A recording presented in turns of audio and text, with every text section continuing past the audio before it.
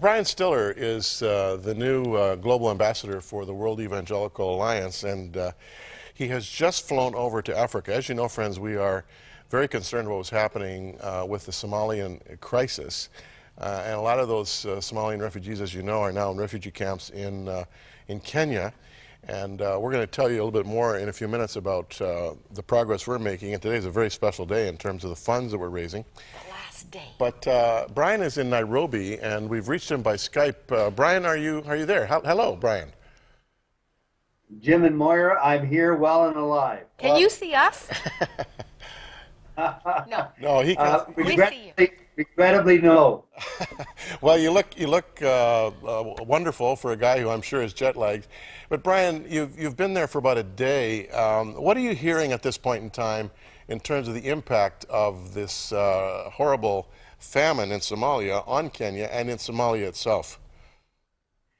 Jim, when you sit on the other side, on your side of the Atlantic and watch the news shows, it has one kind of impact.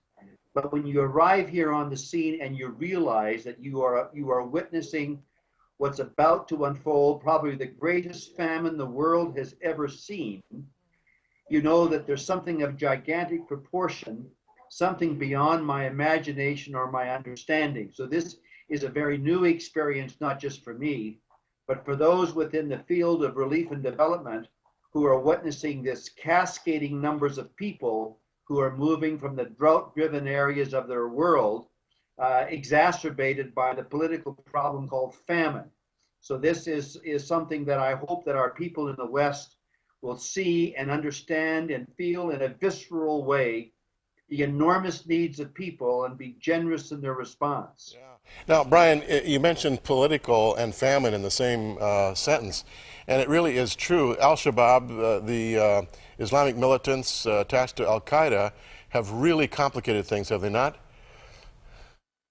You know, there's an interesting phrase that I've learned here, and it's this, that drought is an ecological reality that happens because of ecological factors, lack of rainfall.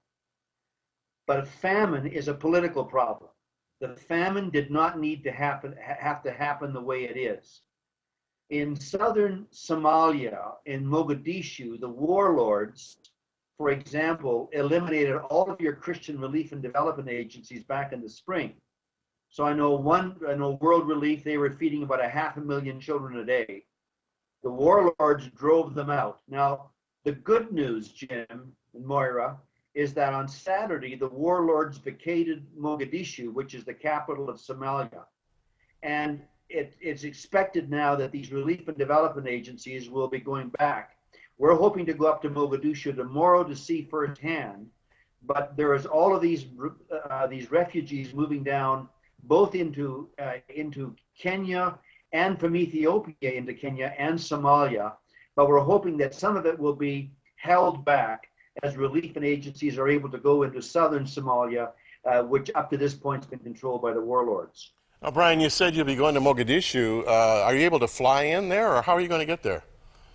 Yes, we can fly in and out of there. You're going to give us some reports from Mogadishu, I understand. Yes, we will, depending on what kind of access we can make either by Skype or by phone. We will be doing filming there, so we'll have that back to you shortly. Well, that's terrific, Brian. Keep us posted, and Godspeed in your journeys, and we're so grateful for this information. Have a great day.